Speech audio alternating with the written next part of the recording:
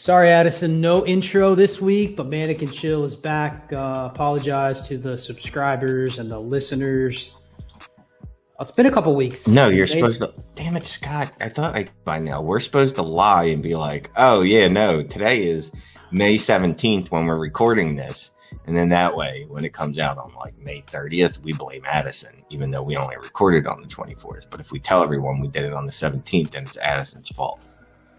Well, we can always make sure we record one episode on a Monday and then the next one on the following Sunday. So technically we did it back-to-back weeks. We just stretched it. Like the beginning of one and the end of the other. So technically we did back-to-back weeks, even though we gave ourselves 13 days in between. That's a way to finagle the math. Yeah, Mannequin Chill's back though. Last episode we did the second parter with Dynasty and Chill. So appreciate everybody that downloaded and tuned in onto that. Anytime I have Shane on, we get a lot of downloads. So thank you, Shane, for being my friend. I appreciate it. I appreciate you being my friend. Good. Well, now that we've established that we're friends, we are the hosts of Mannequin Chill. This is actually our second season. We actually started this last summer, and who knew we'd still be continuing to do it. Second season and our fourth episode? Yeah, I guess. But I just texted you before this, and I was like, yeah, that's the same amount of prep that we did for the first shows last week, and last month and last year. But anyway, I mean, we did use our Patreon chats to grab a couple topics for tonight, so we'll hit on those. But I guess we'll just start here. Like, how's your Dynasty life going? To steal the term from Travis May, who used to talk about his Dynasty life. How's your Dynasty life going? How's things been going since we last did a show? Awesome. I'm in the middle of a Devy draft right now. It's the 7th round, and I just picked some guy I've never heard of. Something Kamar Wheaton, I believe that's his name. Kamar Wheaton. When in doubt, you go with a running back from Alabama, and you just pray that they find their way, right? So this is a strategy I picked up many years ago in Devy. I just after a while, after the first 3 or 4 rounds, I'd say you're out of the high end. Like, this guy's a no doubt about it. I just sort it by age. I look at the rankings by age, and I'm like 18, 18, 18, because I'm not a super Devy player, but I know this much. If you're 20 or 21 and you're low on the Devy rankings, it's not good. Not good. That's true. And I think not to make this a Devy episode, I'm sure we'd probably have better guests that could come on and help us with that. But I mean, I'm in a lot of Devy leagues. I think I'm in 15 Devy leagues, including, the kitchen sink leagues or Devy leagues as well. But even aside from those, because those are a little bit different, because there's obviously Devy money and there's bidding and all that stuff, but just pure Devy leagues, I do think that, and Kane talks about this on his podcast, that a lot of with Devy is people get way too caught up in trying to predict, is this player actually going to help my Dynasty team? And especially when you're talking about like Kamar Wheaton, he's a 2024 recruit. The odds that he actually sees your Dynasty team, are low because, I mean, let's be honest, the league has to last another 4 years for him to see your Dynasty league or Dynasty team. But B, he has to, think about what we value in quarterbacks and running backs especially. It is such a thin line to be able to walk to achieve what? Top 2 round draft capital for a running back and first round draft capital for a quarterback. And we know in a given class, that's going to maybe be 10 to 12 guys combined between the two positions. And that's it. So, and that's a good class. A good class might give you 5 quarterbacks and 6 running backs or 7 running backs. And so when you're talking about 7 rounds of Devy, it's like a lot of people are picking a lot of busts. So Kane taught me this, and I pretty much play the same way. I draft guys that I think people other than me will like. So I don't even care if they're going to be good. If it can help me turn into, if Kamar Wheaton gets on the field next year and he's in a crowded backfield, if he can push his weight around and flash, you may be able to trade him for a starting running back that has 1 or 2 years left. You know what I mean? Like, that's the goal with picking a guy like that. And then the other thing with receivers are so saturated. I literally have started the last year in my Devy drafts. I just go through and I go, did they break out as a freshman? Perfect. I'll draft that guy. Who cares if he even goes in round 4 or 5 of the NFL draft? He's going to have that. Well, Shane, he has an 18.7 breakout age, and he went in the 4th round. That's a reason to like this guy. I'm going to have some value locked in because I think people, dynasty owners and the NFL will just value that breakout age alone, regardless of any of the other stuff. So it's almost like I'm getting some free value, and that's it. So a little bit of a Devy lesson. Did you have any other thoughts? No, just at the breakout age. After that, he could shoot his mom and kill his dad. But as long as he broke out at 18.2, yeah, he's gonna have high draft capital. So definitely, yeah. Well, and even if it's round 3, round 4 draft capital, you're still gonna have that on his profile and be like, well, this guy went in round 3, he never broke out, and he was a senior, and this guy went in round 3, broke out at 18, and he's a junior. Let's take that guy. Some you'll be able to at least liquidate, and if you could turn every Devy pick you make into a 3rd round or better value in terms of like real dynasty league value, that's probably pretty good. I mean, being able to hit on, it's crazy. You hear some of these Devy podcasts and they talk about, how many times they've hit on the Justin Fields or hit on the high end guys, but more so how many times they hit on the sleeper that no one else knew, and all of a sudden you had him in 6 leagues. I'm like, I don't know if I buy you had Trey Lance in 5-year leagues 3 years ago. Maybe not. Because you didn't. Because at Devy, look, it's 7 rounds. I'm drafting guys, and a lot of them are deeper than this. I mean, this isn't even done. There's 10 round, 11 round, 12 rounds, and then you have some leagues where you can roster 160, and that the whole league can roster 160. Except for the deep Devy heads, Kyle Francis, Travis May, Devy. I was about to call him Devy Kane Fassell, among other guys. Nobody knows 200 college kids right off the top of their head for a draft like that. They're doing what I did in the 7th round. They're going, all right, I'm going to go look at DLF's Devy rankings, and I'm filtered by whatever I'm looking for. I just know not wide receiver, because unless it's one of the top 3 or 4, I'm not risking it. But that's what you should do. I mean, you're in the 11th round of a Devy draft. I sincerely doubt who the hell you're picking at that point. That's why it's great too, like, because you'll be in a chat and someone will be like, "Oh, I love that pick," and you'll just be like, "Yeah, I love Guy Ferguson from high school. I don't know this guy." Yeah, I'm in some crazy Devy leagues where there's 300, 400 players. I mean, I'm in 3 leagues where Arch Manning has already been picked, and I'm going, yeah, bro, like he's eligible for the 2026 draft. Yeah. Knock on wood that we'll actually still have like Dynasty by 2026, and knock on wood even more that this league will be around in 2026. The funny thing is one of those leagues is an Empire League.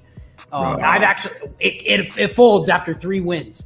Yeah, and I've won twice in 4 years, so I'm going like, man, that's tough to pick. A league where it could expire when somebody already has 2 wins, whether it's me or not. Like, I'm not picking a guy 5 years out. No, I'm picking players now, or I'm trading my picks to try to beat the guy that won twice. I'm not picking players 5 years out. I'd trade every Devy player that I could in that league. And I do that now in a lot of the leagues I play in, unless it's like, a slam dunk. If I had Jamar Chase, well, okay, obviously I wasn't trading him. J.K. Dobbins a couple years ago. But then, most of these guys, because of just the sheer numbers, I don't know if people realize how many college football players there truly are.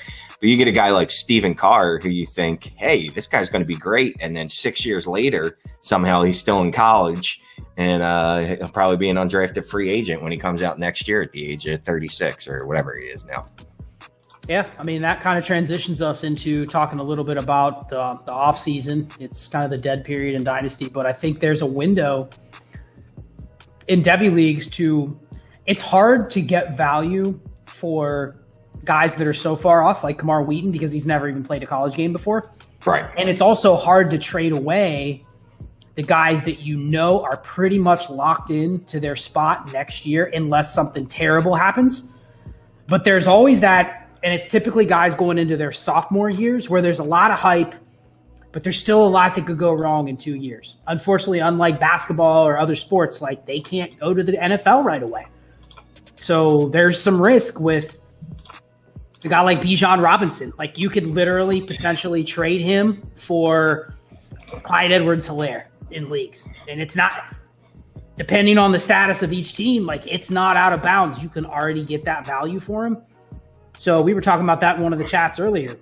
Like this 2023 running back class, there's 3 or 4 guys in there that are already getting hyped up to where if you have a team that falls out of contention and you're in a Devy league and you're like, hey, I have Tank Bigsby on my taxi squad.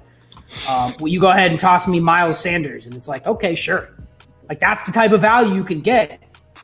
But even if I'm trading away a guy 2 years from now, there's a lot that can happen in 2 years. 1 year away, I'm less likely to trade the Isaiah Spillers or Garrett Wilsons. You know what I mean? Like I'm pretty confident that as long as they declare their value, I think is more projectable. But these guys that are 2 or 3 years out, when they flashed or maybe they have some hype, there is kind of a sexy window where, Kamar Wheaton's perfect. He does something next year, you can look to trade him and you may be able to find somebody that gives you a legit NFL talent. And all you're doing is just betting on the fact he's not going to thin that line to get the draft capital that we look for. So interesting Devy theory, but I just figured I'd mention that with us talking off-season and future draft classes. Devy's fun. And just as the last thing on that is you should play in some Devy leagues. You don't have to get crazy with it. And even if it is just 2 or 3 rounds of Devy, at least it does let you know you need to learn the classes. And it's fun and it's more trade assets. Which is always fun, even if you don't want to do anything with those Devy players except trade them as soon as they hit in 1 year or whatever, or trade the pick before it comes up. But definitely you should play in Devy leagues. It definitely expands your knowledge base. Great point. I think it, especially if you're in a league where it's only like maybe 1 or 2 rounds, 12, 24 players that are in the league in a given year. It's not deep enough that your rookie picks are pretty much worthless, but it also makes you kind of be a little convicted on players. You know what I mean? Like, hey, I like this profile, this receiver more. I traded a Rashad Bateman for Jalen Waddle. Or actually the other way around. I traded Waddle for Bateman back in January in a Devy league. Did I win that deal? Did I lose that deal? But I like Bateman's profile better. So I made the trade and said, okay, I like Bateman's profile better. I'll bank on him. And that banked me 1 share of Bateman already, where now maybe I'd take Waddle in another league because I already know I have the Bateman share. So just things like that. And like you said, it lets you know the class. You go into your rookie drafts going, well, half these guys are already in my Devy league and I've kind of already priced out what they're worth. So it kind of gives you some insight on how the market already values those players. So that's a really good point. I would encourage everybody to sign up for Devy league. Maybe Shane will start a Devy league. I don't think Shane commissions any Devy leagues. Any Q leagues that are Devy coming up? Not yet. I won't commission any. And Sipes is too old. I don't know that we're legally allowed to have a Devy league that he That's runs. like his grandkids, so we can't be having them in the league. Yeah, I think that's against the law. So no HQ Devy leagues. Maybe when my kids take over the show. And Mike's kids and Jeremy's kids, we'll let them go ahead and start the Devy leagues. Good stuff. Well, yeah, we have some topics. Before we get into the suggested questions from our Patreon channel, anything that's on your mind, anything that's on your Dynasty mind right now, Shane, that's just been like eating at you and you and I haven't talked in about 10 days, like anything that you're like, Scott, I need to bring up on the show? Literally nothing. Other than, I'm working on an update for the draft guide. That. I'm supposed to be doing something for that too. Yes, by this weekend, please. And I'm just looking at players that I'm big on selling now and that have 1 year windows and not the super obvious guys like Ben Roethlisberger and Tom Brady. Like, obviously, they have 1 year windows because they could retire tomorrow. Roethlisberger could, but Brady's never going to retire because he's a vampire. But other than that, no, just working on that for the draft update and for all of our DLF subscribers. Hopefully we'll get that out sooner than later. Yeah, good stuff. Players you're willing to overpay for in rookie drafts now that most of the rookie drafts are over. I know we did a deal. I think it was actually before our last episode, but you traded me a 2023 first for Bateman. I did. In a slight point per carry league. So I think we kind of both were happy with that deal. But you even said you were looking to get another Bateman share. And you know how I love the 2023 first, so it actually worked out. Yeah. But any other players you're looking to, you didn't get enough exposure to? Or Jamar Chase. Chase. I did not get enough exposure to him. So today, out in one of my few remaining single start 1 quarterback leagues, I gave up the 105 and the 109 for the chance to move up to 102. And dude in the trade was like, "Oh, here's your last chance to grab Pitts," and I was like, "Well, yeah, but I'm grabbing Chase." Literally no premium in that, and even still, I could still see taking Pitts over, but I don't have enough Jamar Chase. Like, just the places where I could draft him, I needed a quarterback, or I just couldn't pass a quarterback. I couldn't do it. I could have drafted him over Justin Fields and been like, great, I got a lot of Jamar Chase, but next year I would have felt bad about it when my team's 0-13 because I'm starting Jamar Chase in my Superflex. Hopefully none of my rosters is that bad off, but yeah, no, Jamar Chase, Travis Etienne, I have like literally none of him. He's another guy because he falls into that range where it's 109, and I go, well, I could draft Travis Etienne here, or I could get a quarterback in a Superflex league. So yeah, I'm going to have to go with the quarterback. So those two guys, I think it's just because of where they fall in the draft that the options, I just couldn't pass up the quarterbacks.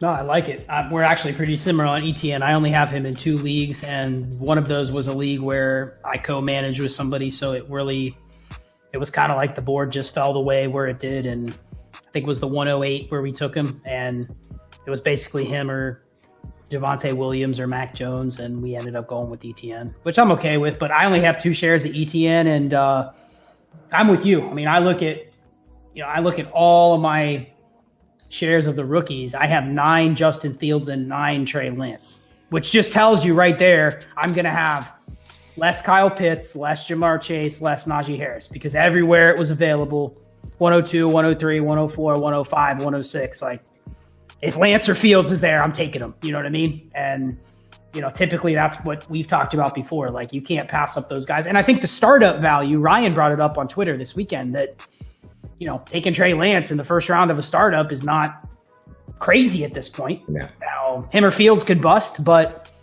I think startup value wise, you'd say Chase and, Lance and Fields they're the 2 best values other than Lawrence already, at least what the current market's saying and the current trends with everyone being so quarterback heavy.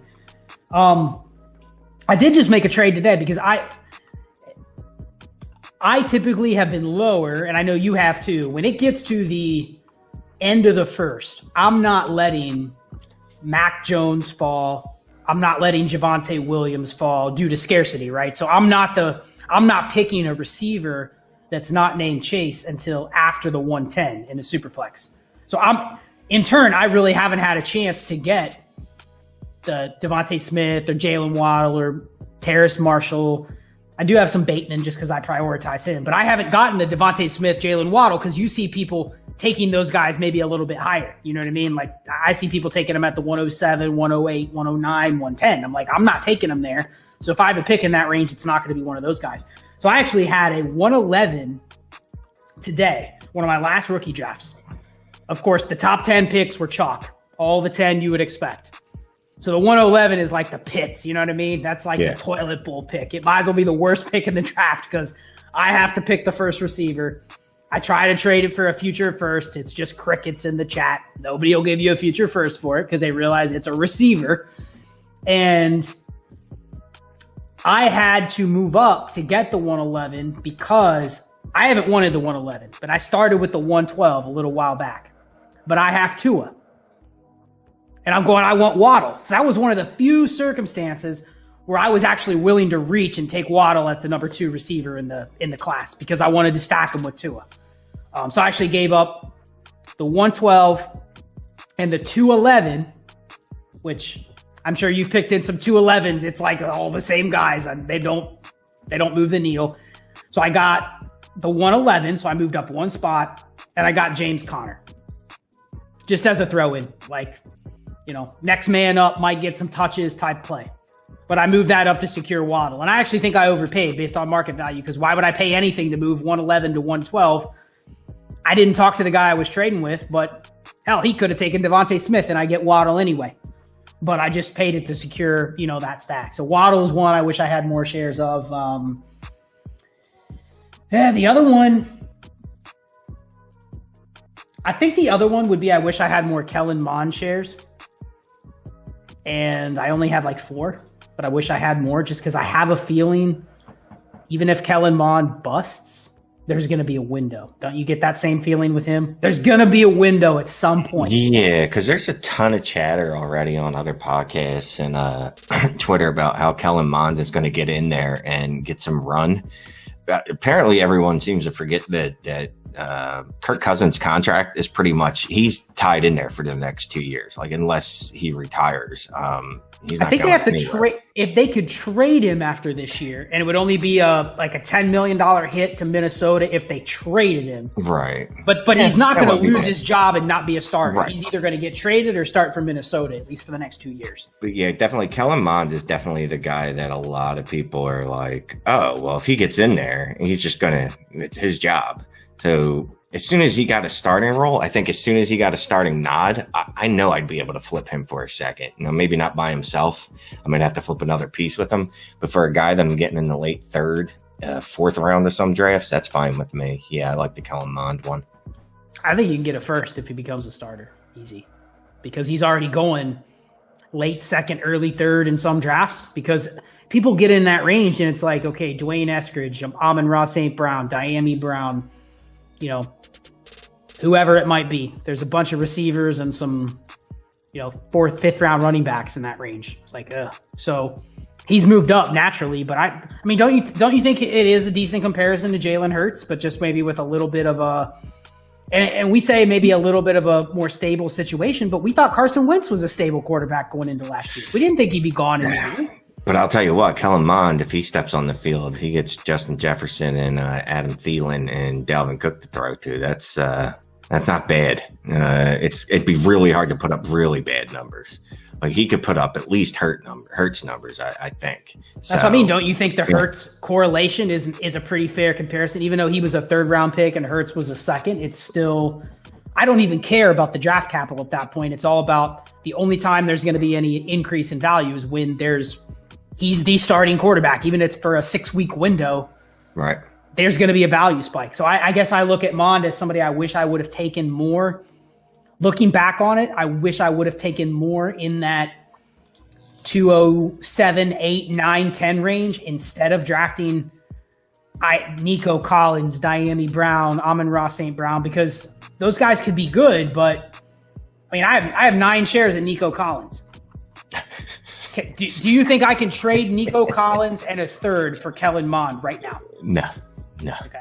But yet he was drafted higher than Mond in a lot of drafts. So you kind of look back and go, 3 weeks later, I'm already willing to pay more with the guy I drafted higher than the player I'm going to trade for, just because of the way that the chatter has gone over the last couple of weeks. So this is why we need to talk to the commissioners of the leagues that we're in and get them to spread out the drafts a little more. Because what happens is you get so baked in here. I want Javian Hawkins here. I'm drafting Javian Hawkins. I'm going to get Javian Hawkins everywhere, that you get those blinders and you go, wait a minute, I have 17 shares of Javian Hawkins, but yeah, I probably should have drafted even Kyle Trask, because even if Kyle Trask gets in there, I can flip him for a lot more than I'll ever be able to sell Javian Hawkins unless he somehow turns into Darren Sproles, and I'm thinking the chances of that are extremely low. No, that's a good point. We could probably go through all of our drafts and highlight, and I don't even want to call them mistakes, but now that I've seen almost all my drafts shake out, I could probably go through some of them and be like, yeah, I wish I would have hedged my bets there, or I wish I would have maybe made this move instead of that move. And it's now you're looking at, you have to pay the tax if you want to get what you want now. And how much tax do you want to pay just to get what you want? You know what I mean? Like, yeah. I could go buy more Kellen Mond, and it's not an unreasonable price. I could probably go throw Diami Brown and Nico Collins and a third in some leagues and maybe get Kellen Mond. If I did a second plus one of those guys, I'll probably get every share that I wanted.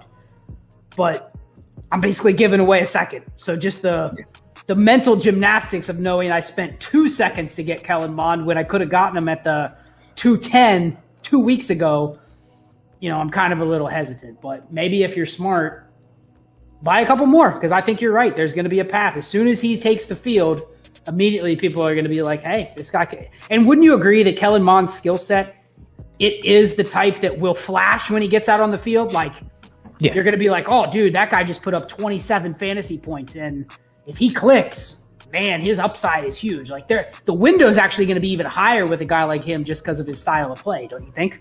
Yeah, oh yeah, definitely. I mean, again, we've talked about this before, and that goes back to the whole, this is why you want quarterbacks with mobility, because if everything breaks down, at least a quarterback with mobility can take off and run and score points for you. And rushing yards are more important than throwing yards for a fantasy quarterback too, in most scoring setups. Again, and if it's a statuesque quarterback like Kyle Trask, if everything breaks down, he's just going to get destroyed in the pocket and put up no points for you. He'll put up one of those games like Brett Rippon did last year where he threw like 4 interceptions or whatever it was. Any rookies you have none of at all, even if they're a little bit lower down, where you don't even have like one, late round flyer share or undrafted free agent waiver share? Anybody you just didn't get at all? It looks like did you get any Michael Carter? No Michael Carter. I know you ate Michael Carter. So. I drafted Michael Carter in a league. I did draft Michael Carter in a league. It was that was a mock draft. That doesn't even count. I have no Michael Carter. Absolutely no Michael Carter. And I will say, I'm a little disappointed in myself because there's a couple spots where I should have drafted him simply for the knowledge of that I could have traded him for more than I got, more than I spent. And that's my fault, being so hard-headed and sometimes going, well, I don't want this player on my roster, and forgetting, well, you don't have to keep him on your roster. You can draft him now and trade him later because other people, for whatever reason, stupidity, wisdom of the crowd, whatever the reason is, people like Michael Carter. Could have drafted him and sold him, and instead I wanted to prove to the world that I hate Michael Carter, so I didn't draft him anywhere. So not great. That's lesson learned for next year is sometimes, it hurts to draft players you don't believe in, you don't like, but if you can tell yourself there's a path, and sometimes the path isn't even clear. I couldn't have told you that the hype for this player was going to be out of control. And then there's other guys I think should be getting hype that are getting none at all, and their value has fallen and nothing's changed.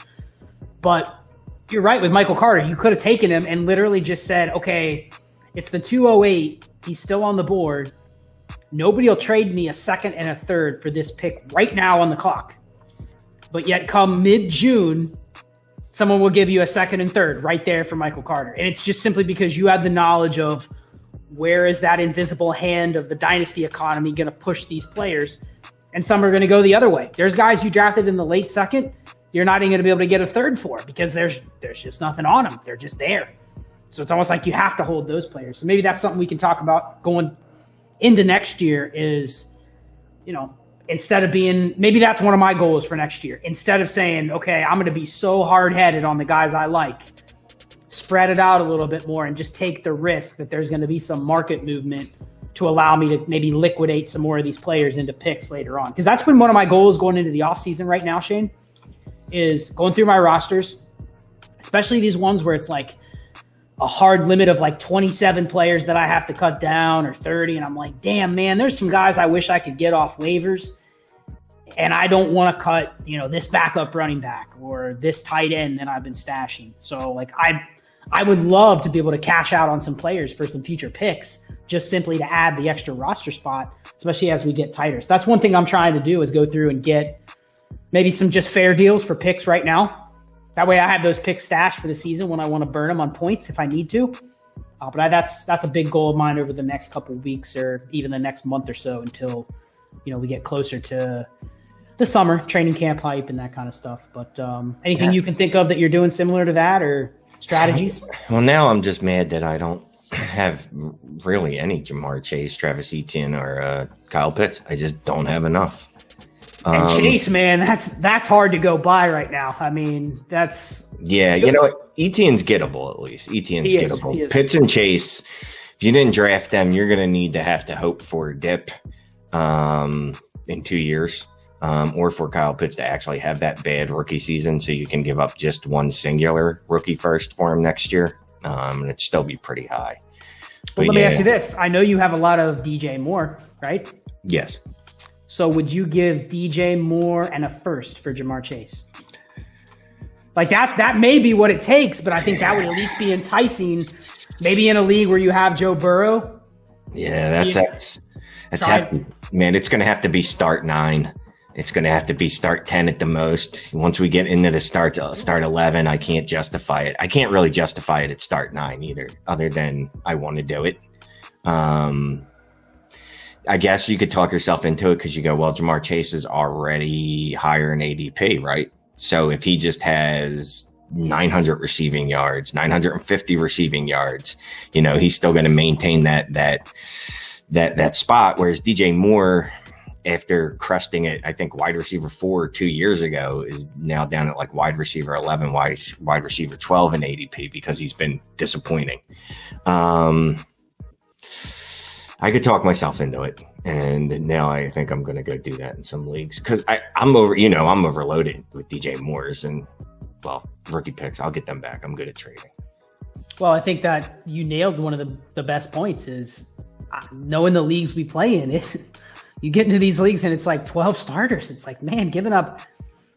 And even if Jamar Chase is better than DJ Moore, it's like, man, what I can maybe get for that first, that could be. Yeah. I could go buy a multitude of productive wide receiver 2s or 3s with that first right now if I wanted. I could go buy a Cooper Kupp or Tyler Lockett and just add another player to my starting lineup that significantly can increase, the equity that I'm getting in terms of points every week to give it up for one receiver when, and I know how your brain works. Like that league, you're going to know when like DJ Moore outscores Jamar Chase and you're like, damn it, I gave up that first. Every time DJ Moore has a big game, you're going to be like, what did Jamar Chase do? If he didn't outscore DJ Moore, I'm getting crushed on that deal. So that's actually something that's really cool to go through and do right now is look at your leagues. In the start 9 leagues, I'm more apt to say I'm focused on my lineup. I'm focused on like the small wins where even if I have to overpay, if I can set my team up with like 14 elite players, I don't care what else I give up in a start 9 with 26 roster spots. You know what I mean? If I can just maximize the strength of my 14 players going into the season, I'm good. Yep. But some of the leagues we play in, man, with like 13 starters and 38 roster spots, usually it's the team that has a crap load of picks is the one you envy come off-season time. And you don't want to be the one that's paying, 3 or 4 picks for one player. So. But then you get to this point where the draft has happened and you go, I ain't got enough Jamar Chase. This is not good. So, yeah, I mean, look, you got to – I guess some of this game is just for fun. Some people play it just for that. I don't know why they would do that. But for me, it's fun to win. So it's hard to just go, well, I'm going to go get this guy no matter the cost. But if you can afford it, look, if you have a boatload of picks, go for it. I unfortunately don't in most of my leagues. Well, we're kind of transitioning into some players that you would want to buy. Anybody that you feel right now that you're willing to go out there and say, even if it's at market, I don't even like to say buy low. Because honestly, if you're listening to this show and you're in a league with us, there's no such thing as buy low. Because at least people that know me, I don't really ever buy low. If I'm buying, it's because I'm buying on a piece of information that maybe I think is true and you don't. So I'm betting on myself. I'm betting on some sort of conviction. It isn't like, well, I can just go buy a player low because there's some bad news about him. Usually the buy lows mean you have to make a pretty big bet in the favor of that player if you want to buy him. So I don't really call them buy lows, but is there any players that you say come mind that when you say like go out and buy or buy low? We were just talking about him before we kicked off. Apparently Curtis Samuel is buy now because of Washington drafting Diami Brown, I guess. Is that's why? I guess the sexiness of that signing really dissipated quickly and people are already moving off of him. I think it's that, but it's also this pervasive narrative that I hear on other shows of, well, Ron Rivera and his staff didn't know how to use Curtis Samuel in Carolina. So all of a sudden they're going to not know how to use him in Washington, even though they went out and signed him for a pretty hefty deal compared to the wide receiver market. But I've heard that. I've heard, well, maybe we're a little too high on Curtis Samuel because, his best season was without Ron Rivera and Scott Turner. So if that's the narrative, then, is he just going to get used how he was his first couple of years, which to be fair was frustrating for what he showed he could do last year. So But I think that's contributed to, I predicted his value would rise regardless of Dyami Brown, but it kind of rose and then it started to fall back a little bit where it's like, you can't sell him for a first, but if you go to the team that has him, it's like, oh, I'm really high on him. So it's one of those where like you have to cave one way or the other. So he's not really a buy low because you can't just go pluck him for somebody because he's no good. You know what I mean? There's still some buzz. He's on a new team, an offense that might be okay. But yeah, I mean, what would you pay for him in a 12-team super flex? What's the max you'd pay? See, this is the problem for wide receivers like that. The most you're going to get out of me is a second. You'll never get more than that. I'm not giving you a first for Curtis Samuel, and probably a wide receiver that's going to cost a first rounder. I'm not buying off of you or off of anyone. I'll hold the first rounder. So assuming you can't do it for just a future second, would you do like a second and Will Fuller? No, because Will Fuller's upside to me is good enough that I don't want to trade him straight up for Curtis Samuel, because he's actually another guy, even though we were talking about in one of the chats that I would sell him straight up for a second, but I'd also buy him for a second. I think him and Curtis Samuel, at least as far as value, are very similar. That you're not going to get an extra pick out of me on either side, which either side I already own. I'm not going to give you anything. That's one of those where I'll give you a fourth just to make it happen, because a fourth means absolutely nothing. But a pick with real value, no, you're not getting that out of me. So how about somebody that maybe has produced in the past but doesn't have a great outlook for 2021? Would you give a second and Brandon Cooks? Oh, see, Brandon Cooks is another guy I still like though now. He's good. He's good. That's it. And he I just don't needs a competent quarterback and he'll produce. Does he? Does he even need that though? I mean, well, I guess he's been with Drew Brees and who else was he with? Tom Brady. So that helps. But he did fine with Jared Goff, right? Except for the year that he got concussed. Nope. He's another guy, because he's another guy that I guess I'm buying low on. I'm not worried at all about the Deshaun Watson situation for him. Again, if anything, I'm still a little more concerned about his concussion history, but he had a year since his last. So, I feel a little better now. See, I think Cooks and Fuller are guys that potentially could be attainable for seconds. I don't love the process of trading seconds for receivers at this point, but you can sell me if you had a team where you had Tua. It's hard to stack Cooks because you have no idea what his quarterback situation is going to look like. And if it's not Watson, I don't even want to stack him because I don't want to be starting whoever his quarterback's probably going to be.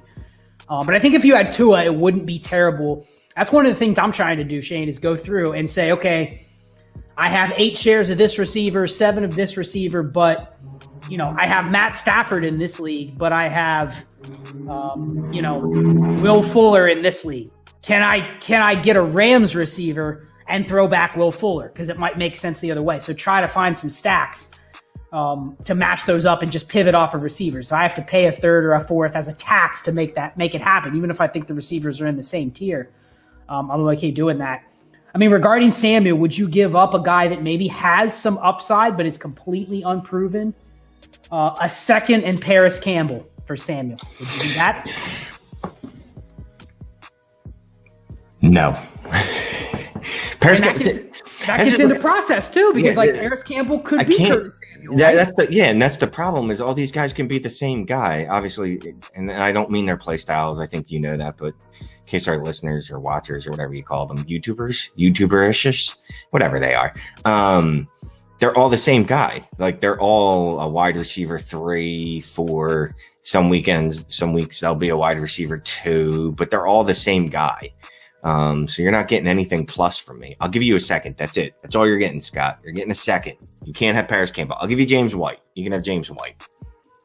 Well, I think this exercise, we didn't even plan to do it this way, but I think it highlights why a guy like Curtis Samuel is hard to buy without giving the other person just more value than they would even expect. Otherwise, they're going to be prohibitive to even want to trade him, because to them, he has the upside of being a late first, early second. So why would you take a random future second?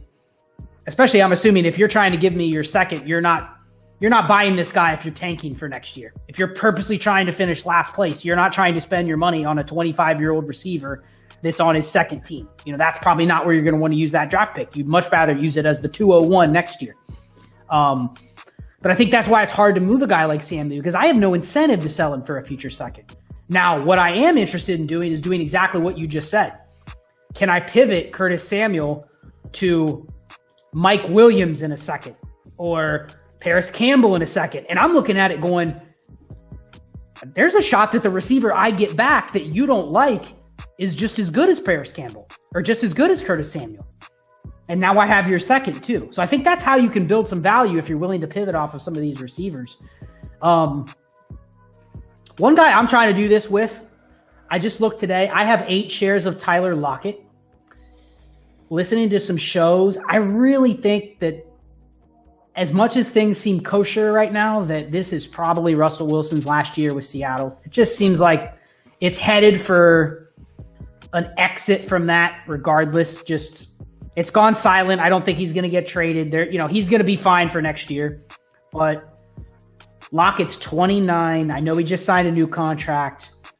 But I think he's one of those guys that, wouldn't you say his value goes in the tank as soon as Russ moves on and they get anybody else? Here's the problem. His value is already kind of tanking. He's already in that range of, well, I'll give you a second for him, and no one wants to pay any more than that. Even though the guy's, I know he's not consistent. He's boom bust as hell, but he puts up league winning. Whatever. He puts up monster games. But you might be looking at the window, now this is the last year. Yeah, I'm going to even be able to get that for him. So yeah, you're right. It might be time to move on from Tyler. Well, and here's the thing. I went through it. The reason I brought him up is because I purposely sought him out today. And I went through, and I'll do this with players. I'll go, okay, I'm going to look at a couple players. Where do I have them? Where does it make sense to maybe send out some offers? And so I went through, and I think I have Tyler Lockett. I have Tyler Lockett in 8 leagues. 4 of those leagues, he's with Russell Wilson. So that stack upside on a weekly basis is hard to pivot off of. So I'm like, I'll take those 4 shares of Tyler Lockett and I'll just eat those with Russell Wilson. Like he goes as Russ goes. So if Russ moves on, I'll lose the value on those 4 Lockett shares. But the other 4 that I don't have, I looked at, is he a candidate where I can trade him away and maybe match him up with one of the quarterbacks that I have, or I might not be able to get the Brandon Cooks in a second or Will Fuller in a second, but I think there's a chance that I could get Bryan Edwards in a second, something like that. And I don't even like Bryan Edwards, but I'm just looking at it like I'm taking 2 shots here at the scratch-off ticket, and I'm trading away a guy that I know that if he loses his quarterback, if I don't have anything invested in the quarterback, meaning I don't have Wilson on that team, this is probably going to be a guy that this is the best chance to trade him. It's either now or during the season. So I get it if you say, hey, I'm not trading Lockett during the season. But that can be risky. Not every single veteran you can trade for double during the season. I mean, that's especially receivers. Receivers grow on trees. So it doesn't mean you're going to be able to get more for Lockett during the season. But that's just an idea. If you have some of these guys that maybe you could see a quarterback change next year, and it's not going to be a quarterback change for the good, it might be something to consider pivoting off of those guys a year early. And the design of the deal is what's important. Getting the second and getting, we can probably name 20 receivers that haven't done anything, but you still like their profiles that are only second or third year guys that you're willing to take a shot on. So maybe that's an idea with some of these guys. Anybody else you can think of that comes to mind in that range? I'm just looking at my rostership of some of my players. Oh my goodness, I have way too much Devin Duvernay. That's 1 share. How about Odell Beckham? Odell, man, I love buying Odell Beckham for a second because he's got legitimate wide receiver 1 upside. And again, he hasn't done it in a few years, but I'm willing to pay a second for a lot of these wide receivers, depending on my roster build. And I'd probably put Odell definitely above Curtis Samuel. Probably neck and neck with Brandon Cooks, because at least Brandon Cooks I've seen it from lately, even though his upside isn't what Odell's is. So here's 2 guys that I think have decent outlooks for next year, and their quarterbacks may not leave. At least one of their quarterbacks won't leave, but they could leave. So they might be other pivot options. Now, there's a little risk there too. Like Robbie Anderson would be a guy. Would you sell him for a second? Yeah. So that's one where maybe the Darnold owner might be interested in it for a second, but you would just sell him straight up. You don't even need a kickback, right? No, that's fine. Okay, Michael Gallup. No, you're not getting him for a second. Yeah. And that's a guy that there's massive potential. If Amari goes, Gallup stays, he might be worth a first next year.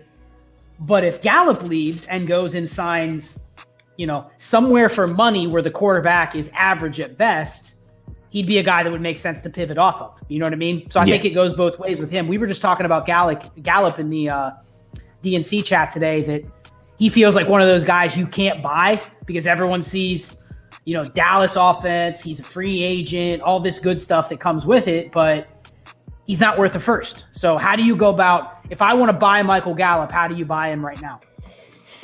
You don't, unless you want to overpay. And that's probably the same issue with a lot of these receivers. You take Gallup over Samuel? Yeah. And that I don't know if that's good process so much as that's looking, all right, what can Gallup be? We saw Gallup without CD Lamb. We saw what it looks like when he's the 2 on a team, and he kind of looked like the 1 when Amari wasn't playing that well and when Amari was banged up.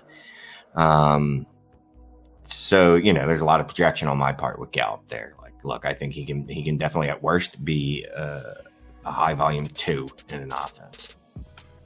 No, I think he's another one of those. This is kind of fascinating to talk through this. We won't stay on it too much longer, but I think I call this the money range for receivers because we're in the range where all of these guys, we've just talked about how many names, 9, 10 names, and they all kind of feel like none of them are worth first round picks, but none of them are guys where if they're on your team, you're just going to let them go for random seconds. But they all kind of feel like savvy buys, but also you'd cash out for the right price on all of them too, just because they're not playing a scarce position. So I think this is the money range where if you can put these guys on the right teams, and that's what I was getting back to with the stacking. I've gone through and been like, okay, is there a chance I can find a way to get Michael Gallup for Tyler Lockett on a league where I have Prescott and I don't have Russell Wilson? Can I make that swap? And I may say, who do you prefer, Shane, Gallup or Lockett? Gallup. But, yeah, Gallup. Okay, so let's say Robert Woods or Gallup. Why are you going to do that? It's always Robert Woods. I mean, it's always Robert Woods.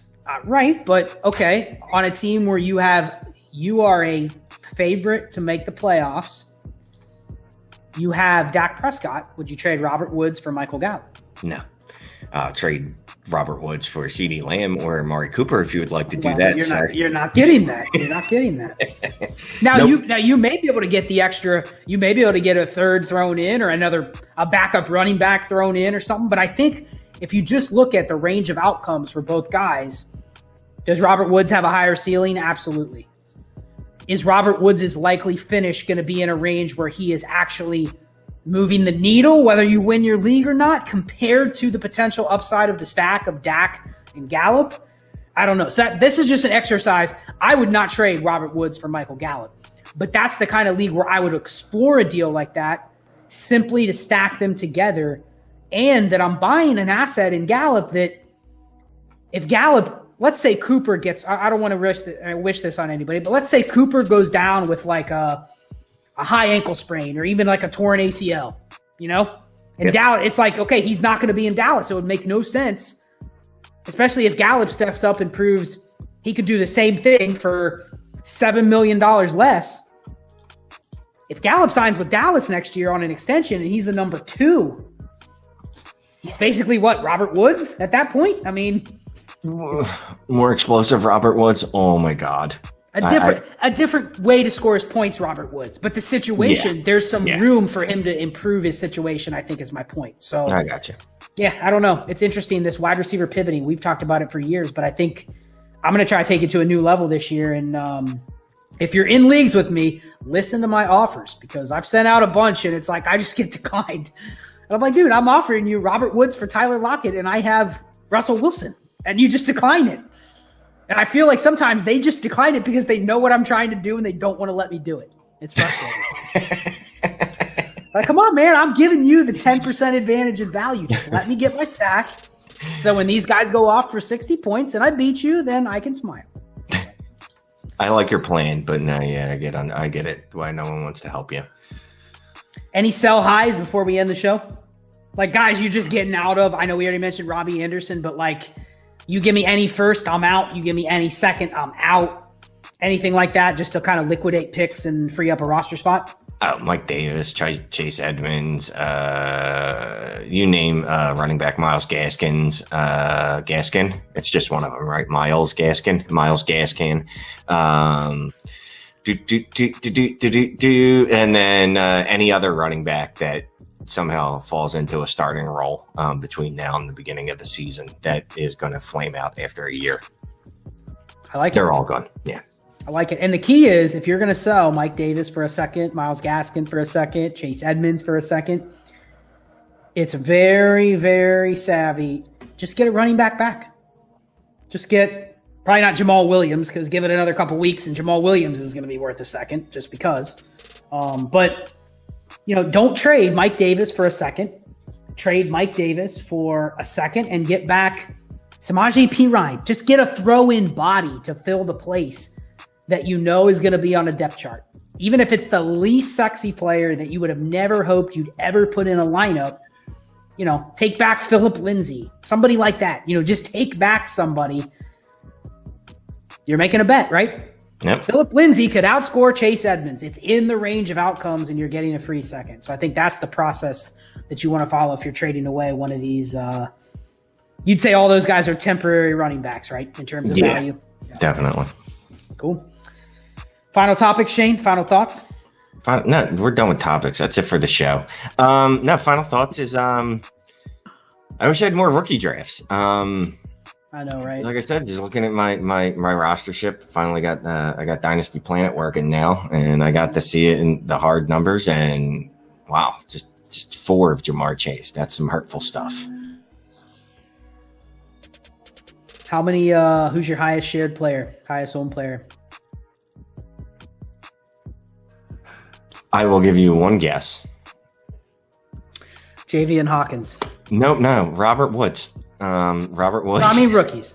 Rookies. Gotta be JV and Hawkins, right? No, it's actually Pat Fryermuth. I got Pat Fryermuth in 20% of my leagues. 18.75% of my leagues. Okay. But again, that's because it keeps falling to 210. Right.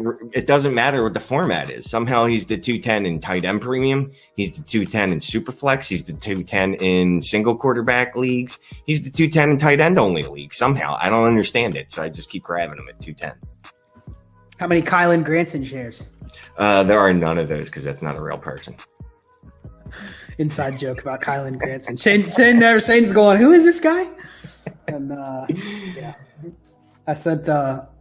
I had that extra roster spot I needed to free, and sent everybody Kylan Granson for a 4th in a 2-copy league. And Shane declined and said, "Is this a real player?" And you know what's funny is someone accepted that. I don't know if you saw someone accept immediately. Well, and the funny thing is the other copy's on waivers.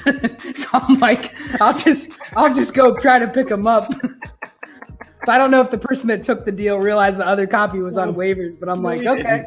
No, he did not. Oh, that's a great little trick for copy leagues. Just make sure the guy you're trading for is not already on the. Well, and personally, like, I don't even want to sell the guy for a 4th because he's getting some buzz, but I'm like, the other copy's literally on waivers. So I should have doubled down and asked for a 4th and like 50 fabs, then I can win the other copy on waivers for sure. And then trade him again. I love it. Exactly. Well, good stuff. This was a good show. Shout out to our patrons at Dynasty Trades HQ and at Dynasty and Chill. Patreon.com for both of those. A lot of intermixing between the two groups, so check those out if you like Manic and Chill and you want to support Shane or I or the other parts of the HQ crew. That's a tongue twister for sure. Yep. At Shane is the worst. At Charles Chill FFB, and of course at DL Football, only one F. Make sure you do that. I constantly type in too. And then Shane, last thing, tell them about the draft guide, rough expectations on what to expect, high level. I know it's not finalized yet, but what to expect and the timeline. Timeline. I'm expecting you and another couple gentlemen to get me some stuff to read over by the end of this week, next weekend. So I'm thinking a few weeks. We should be pumping something back out. I know we've got some draft strategy stuff in there, startup draft strategy. And we might have some rookie stuff. We might have some sell high type players. But yeah, we're going to pack that with some new stuff for everyone and get that second iteration out right in the middle of summer. That'd be the beginning of summer, wouldn't it, really? Yep. Beginning of summer when everyone's, thirsting for some fantasy football content. Yeah, we'll try to do some more interactive shows during the summer too. Maybe some Q&As, maybe even a live stream. If anyone remembers, we actually did the first Manic and Chill live on Facebook and then got our hands slapped because I guess we weren't supposed to do that. I just clicked the button and said go live. Why not? But maybe we'll be able to do some live stuff later on in the summer too as things start to die down. Rookie drafts are over and it's really just looking forward to the upcoming season. Yeah. If you want to live stream, just let us know in the comments. That would be fun. Exactly. Good stuff. Well, with that, we'll go ahead and sign off. Maybe there'll be a Manic and Chill next week. We'll try to record one next week because we have quite a bit of time. This is a Monday. We're recording this. So we actually have until next Sunday to technically do one back-to-back weeks. So let us know if you want to hear anything, any topics, and we'll go ahead and sign off. Good night, Shane. Later, DLF. Good night, DLF. Good night, Scott.